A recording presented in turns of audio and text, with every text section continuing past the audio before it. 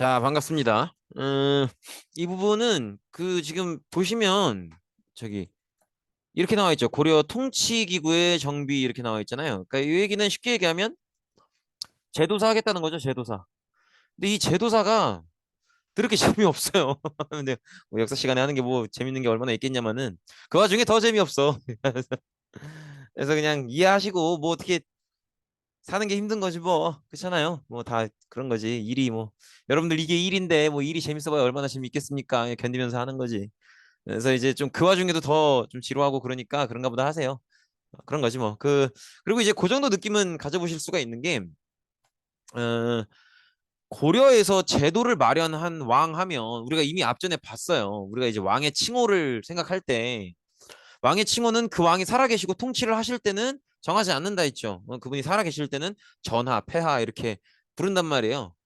근데 이제 그분이 돌아가시고 나서 이제 역사를 기록하는 사람들이 그분의 어떤 업적, 뭐 통치 스타일 이런 것들을 쭉 평가해서 가장 잘 어울리는 한자를 골라서 이제 칭호로 삼게 되는데 보통은 고려도 그렇고요. 우리 나중에 배울 조선도 그렇고요. 이거 기억나실 거예요. 왕 이름이 성종이면 보통 그 나라의 어떤 제도, 시스템을 완비한 왕이라고 보시면 돼요. 그 성종이 한자로 이거거든요. 완성할 성자란 말이야. 그래서 그 나라의 어떤 장기적으로 운영될 수 있는 체계, 제도, 법률, 시스템 이런 것들을 완성한 왕을 보통은 성종이라고 부른다는 거죠. 그래서 고려 시대 때도 지금 여기서 말하는 제도사, 이 제도를 정비하고 완비한 왕은 거의 성종이다 이렇게 봐주시면 될 것 같은데 그 제도를 정비한다고 하는 게 제도를 정비했으면 사람들이 그 제도를 지켜야 될 거 아니에요. 근데 그 제도가 처음 제안이 됐을 때 그 제도에 대해서 찬성하는 사람도 있고 반대하는 사람도 있겠죠. 근데 이 제도를 정비해서 앞으로 지키게 한다는 건 이 제도에 반대하는 사람들도 그냥 수긍하게 만든다는 거거든요. 그러니까 너 네 마음에 안 들어 하는 거 알겠는데 정해진 거니까 그냥 따라와 이렇게 얘기할 수 있어야 제도가 정비되는 거거든요. 이게 되려면 왕권이 세야겠어요? 약해야겠어요? 왕권이 세야 된단 말이에요. 그러니까 요 제도를 정비했던 왕인 성종 때는 왕권이 셌다는 거지. 왕권이 셌기 때문에 제도를 딱 정비하고 이 제도를 마음에 들어하지 않는 사람들한테도 야, 시켰으면 해. 이렇게 말할 수 있는 거죠. 왕권이 굉장히 강한 상태다. 이렇게 말할 수가 있는 건데 사실은 뭐 되게 능력이 좋은 왕이면 왕권도 강화하고 그 왕권을 바탕으로 제도도 정비하고 다 할 수 있겠지만 이게 쉽진 않겠죠. 근데 왕권이 강한 상태에서 제도를 정비하는 거니까 왕권 강화가 먼저 있어야 된다는 거죠. 사실은 성종이 이렇게 제도를 정비할 수 있었던 건 성종 앞전의 왕 때 왕권을 강화해 준 왕이 이미 있다는 거죠. 이렇게까지 얘기하면 누구 얘기하는 건지 알겠죠. 광종이죠. 광종 기억나실 거예요. 뭐 노비안검법, 과거제 실시 뭐 이런 것들을 통해서 왕권을 되게 강화하고 이 왕권을 더 키우기 위해서 뭐 연호도 제정하고 스스로를 황제라고 부르고 뭐 이런 거 했었죠. 그래서 광종 때 왕권이 충분히 강화됐기 때문에 그 강화된 왕권을 바탕으로 성종 때 이렇게 제도를 정비하는 거다라는 걸 하나 더 생각을 해 주셔야 돼요. 그렇게 봐주시면 되겠고 중앙통치기구는 기본적으로는 중국 시스템을 배워옵니다. 요거 삼성육부제인데 당나라가 망하고 들어선 나라가 송나라예요. 중국에서는 중국이 이렇게 있으면 우리나라 있고 중국이 있으면은 중국이 당나라 무너지고 나서 5대 19국이라고 잠깐 혼란기가 있다가 송나라로 넘어가는데 이 두 나라 다 삼성육부제를 썼다는 거죠.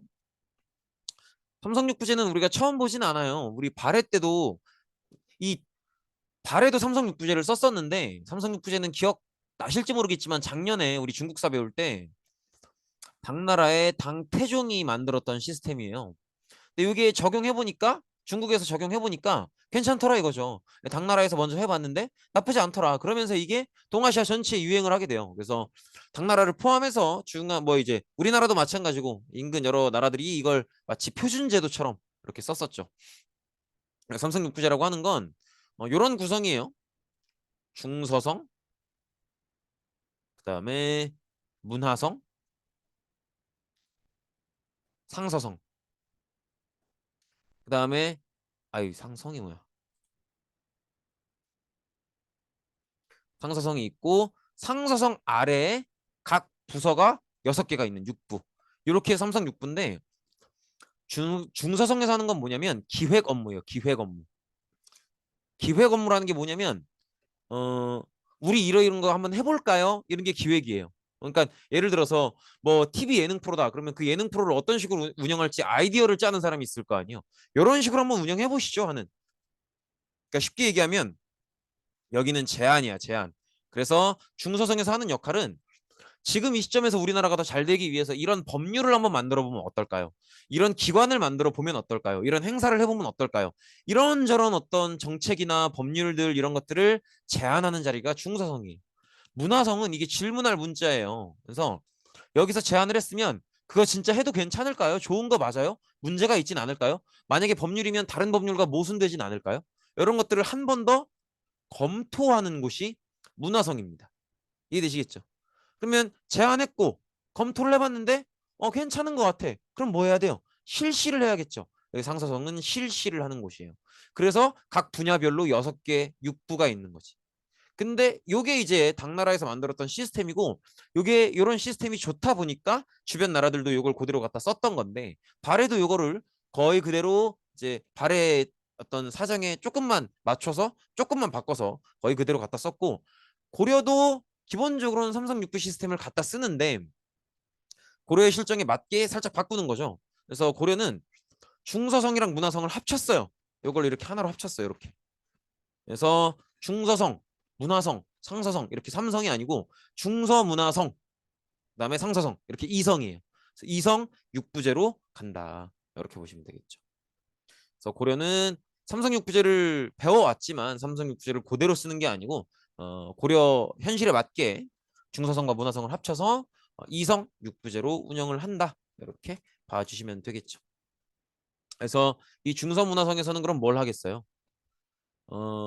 어떤 정책을 기획, 그러니까 제안을 하는 거죠. 이렇게 해보면 어떨까요? 이런 식으로 제안을 하기도 하고요. 그리고 이 제안한 것에 대해서 검토까지, 여기까지 하는 게 중서문화성입니다. 이해되시겠죠?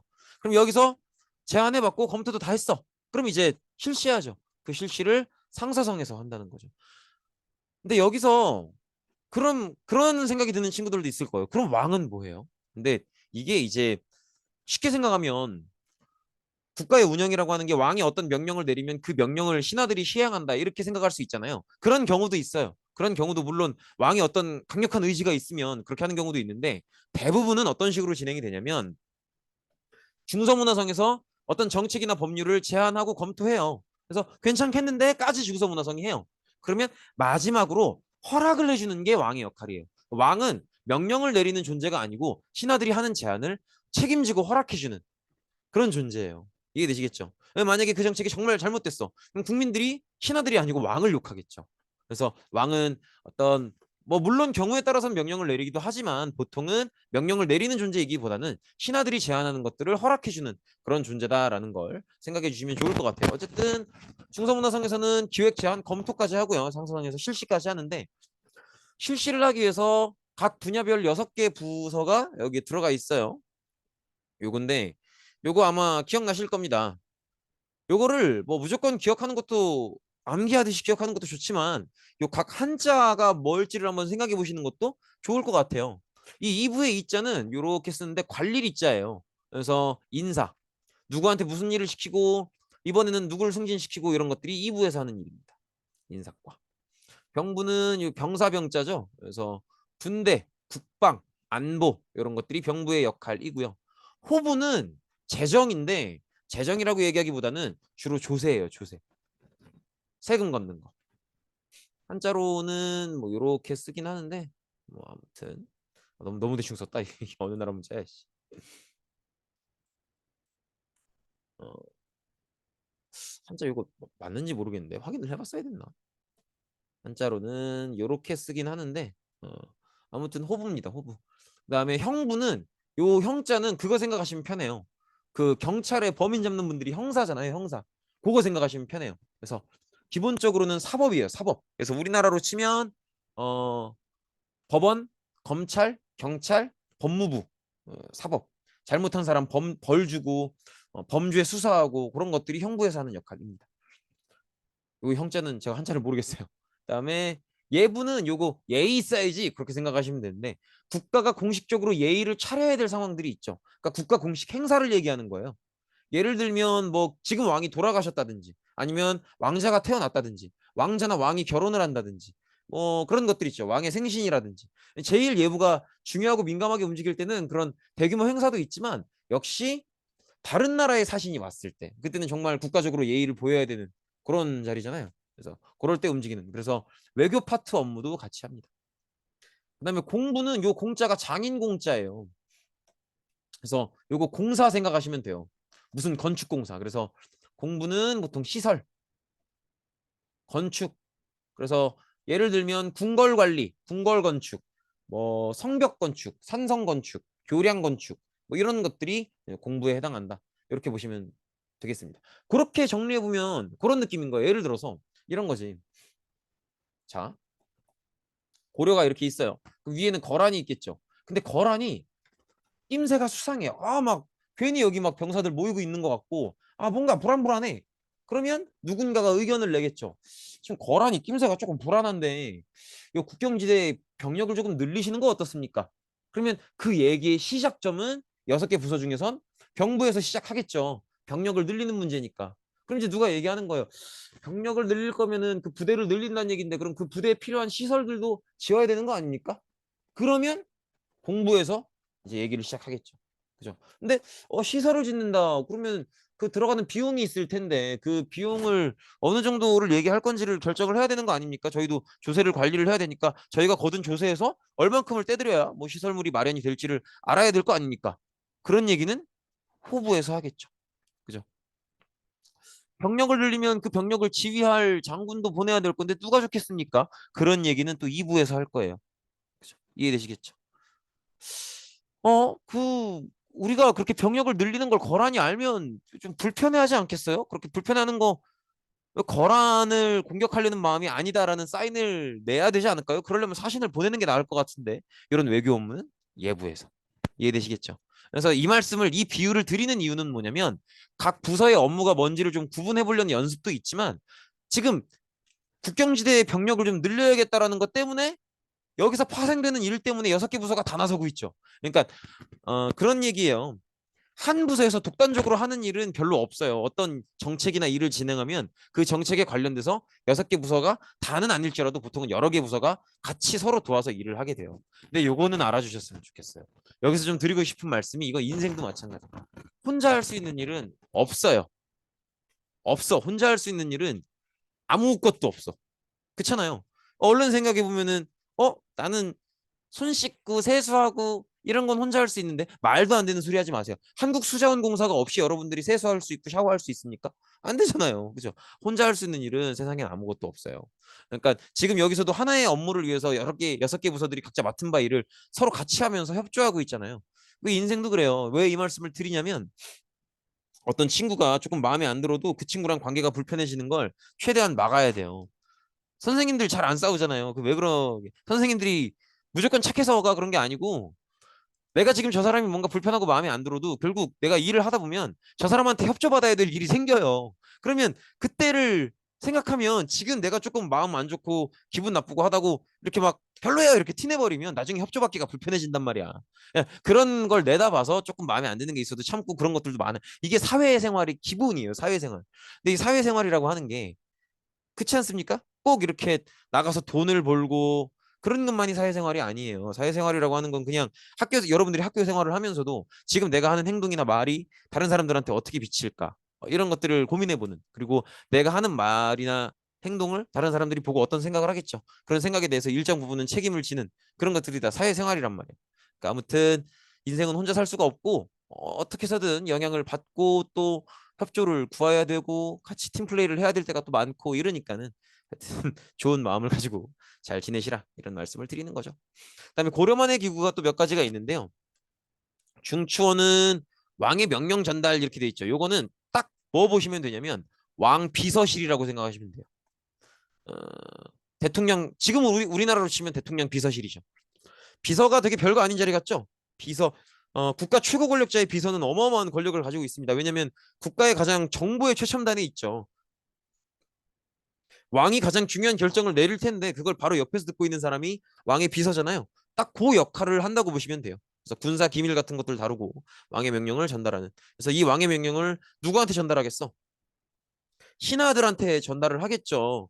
그럼 반대로 무슨 얘기냐면 왕의 명령을 신하들한테 전달한다는 건 또 이 왕의 명령을 전달받은 신하들의 분위기가 어떤지도 왕한테 전달을 한다는 거죠.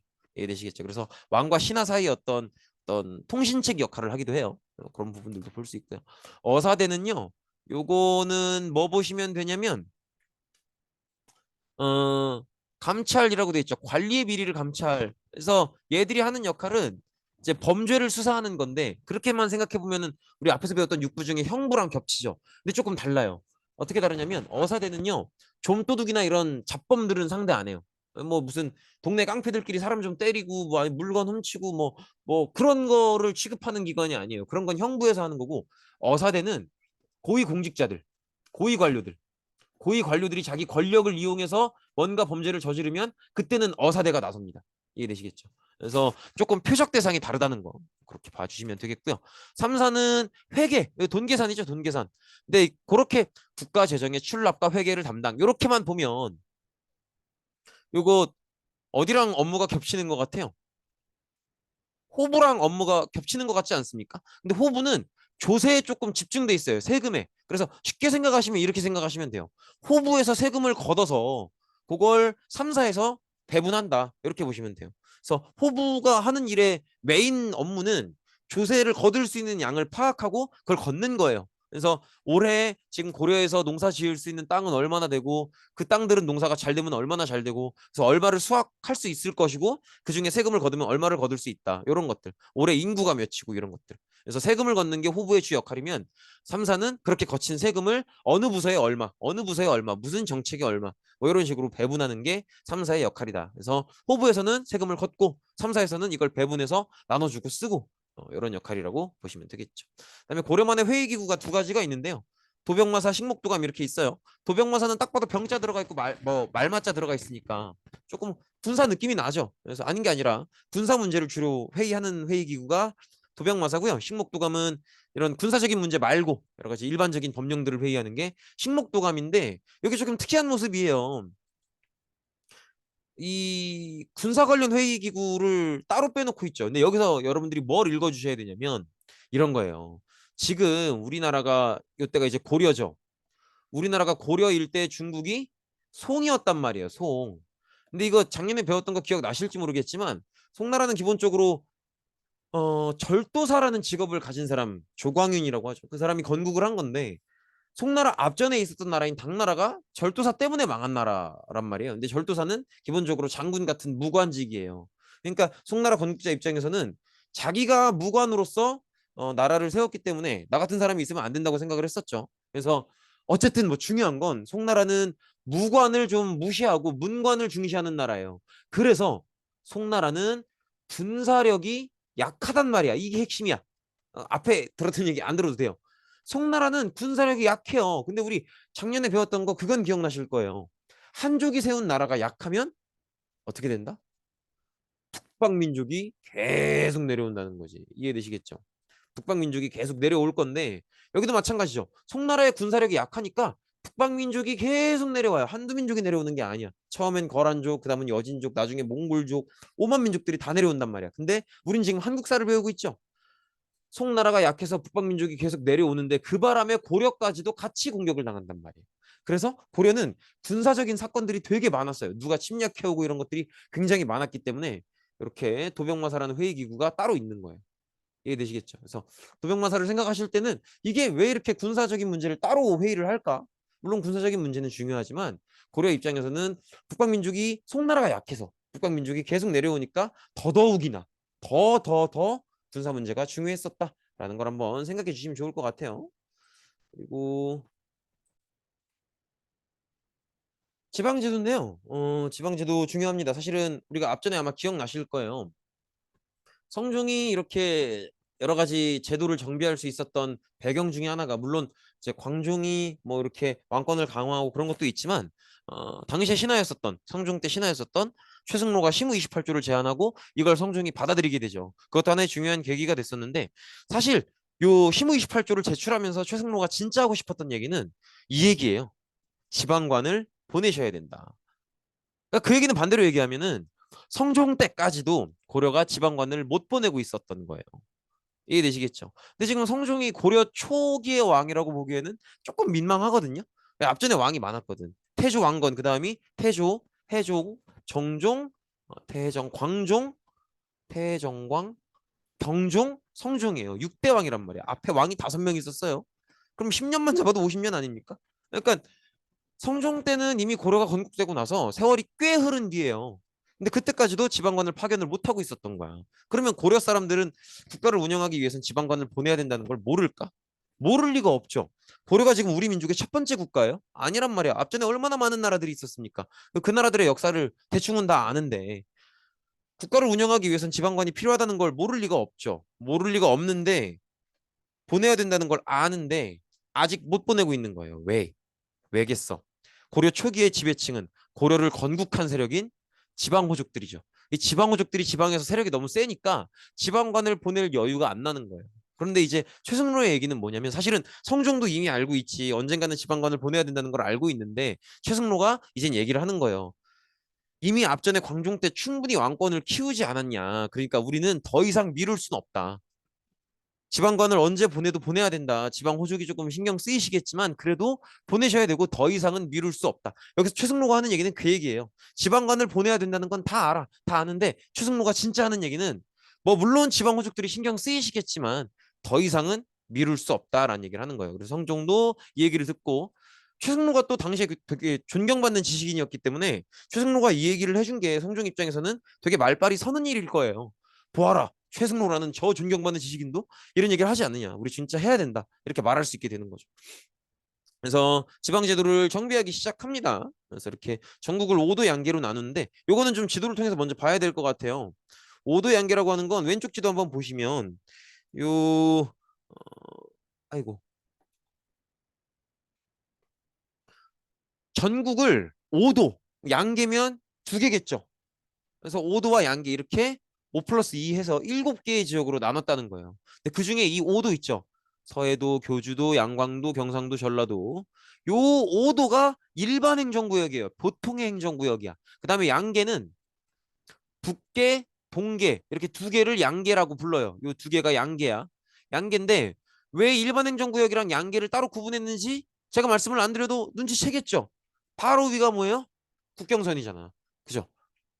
그러니까 이제 국경 지역은 다른 여러 가지 내용들보다는 군사에 조금 더 집중해서 지역을 운영하겠죠. 그걸 양계로 설정한 거예요. 북계와 동계 이렇게 2개에서 양계. 이해되시겠죠? 밤양갱이 아니고.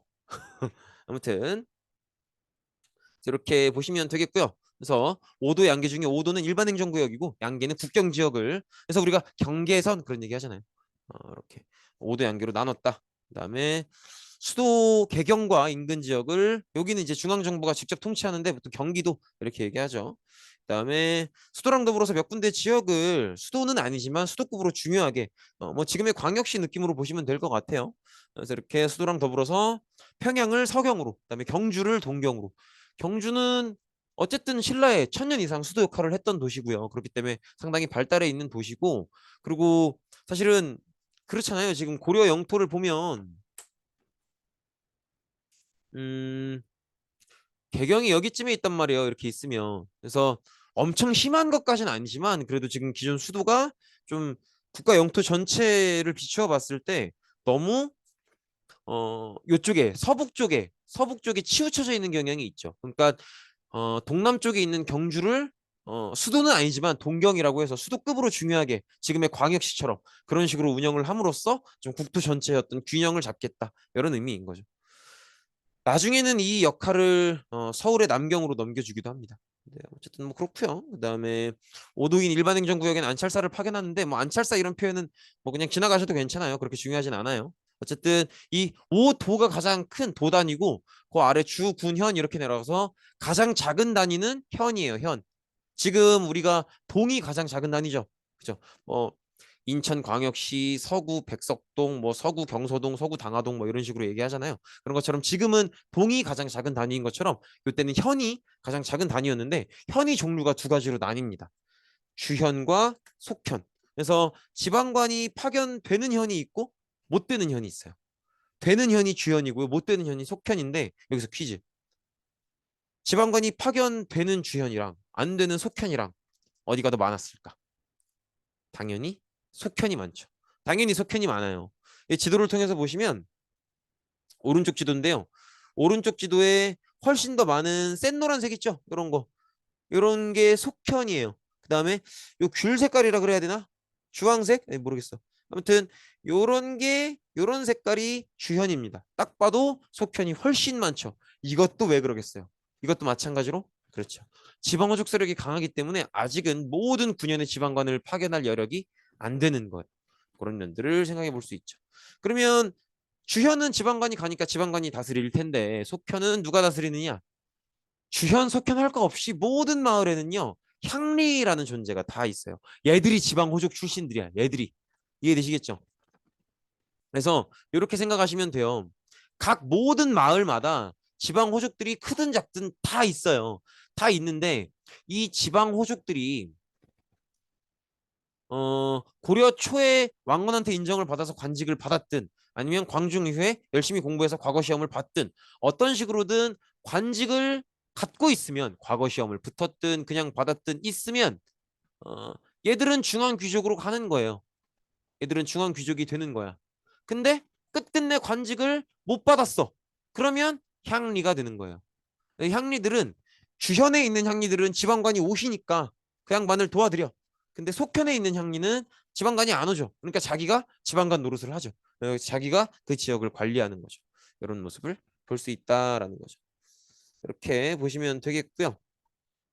그다음에 특수행정구역으로서 향부국소가 있는데 향부국소는 조금 중요해요. 왜냐면 조선시대는 없는 거거든요. 그러니까 비교하기에 좋다는 거지. 향부국소는 뭐냐면 사실 향부곡소 세 개가 조금씩 성격은 다르긴 하지만 이건 너무 자세하게 들어가는 거고 공통적으로 차별받는 지역이에요. 향부곡소를 볼 때 여러분들이 가장 중요하게 보셔야 될 건 차별받는 지역이라는 거예요. 차별받는 지역.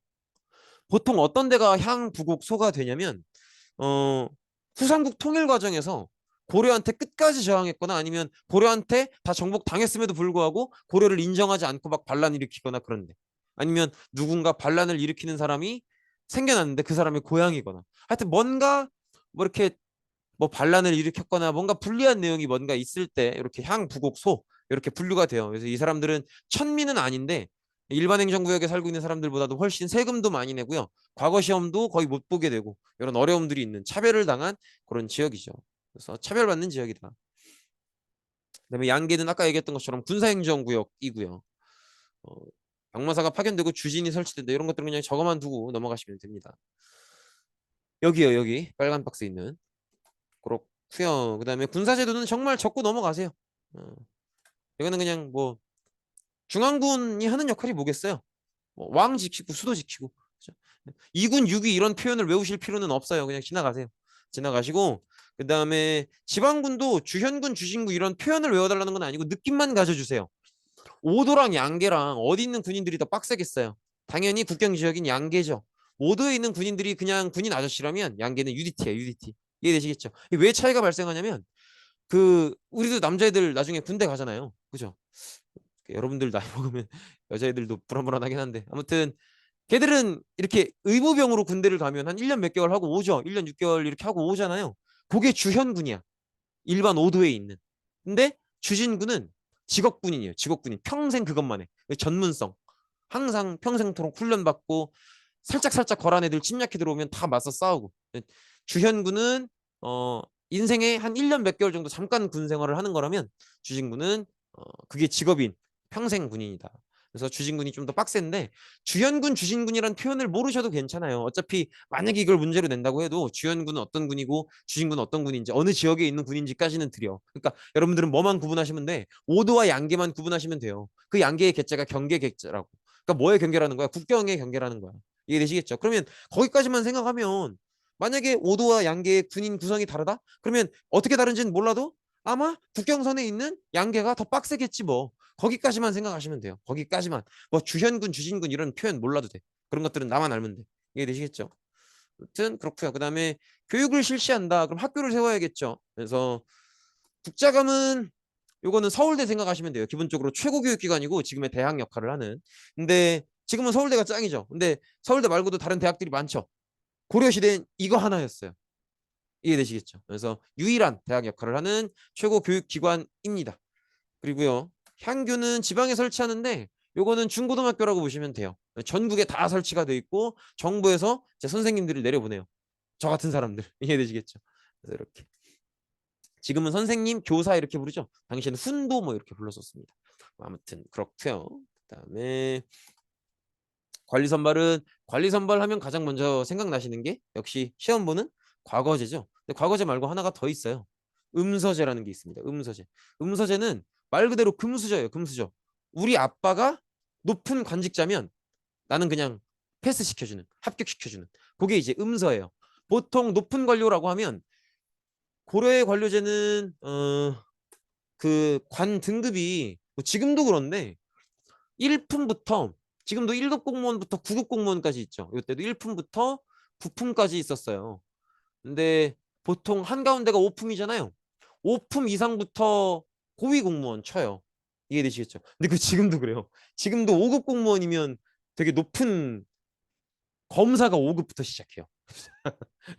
지금도 5급 공무원이면 야, 그래서 우리가 보통 고시라고 하죠. 막 사법고시. 사법고시는 지금 없어지긴 했지만 뭐 외무고시, 행정고시, 그런 고시라, 그게 대한민국 3대 고시거든요. 사법고시, 외무고시, 행정고시. 그거 합격하면 5급부터 시작하는 거예요.